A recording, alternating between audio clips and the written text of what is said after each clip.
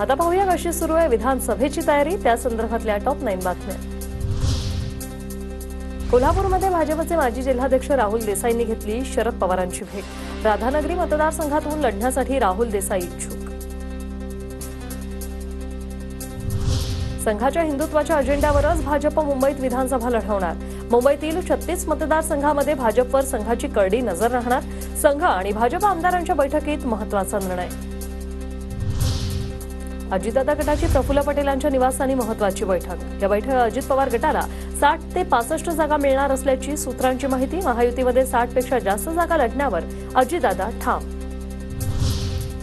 अजित पवार गटाच्या बैठकीतून महत्त्वाची घडामोड। जागा वाटपाची चर्चा सुरू असताना भुजबळ बैठकीतून निघाले।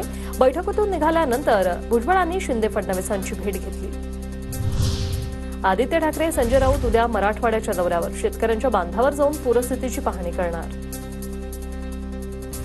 इचलकरंजीचे माजी आमदार अशोकराव जांभळेंनी 13 नगरसेवकांसह घेतली शरद पवारांची भेट।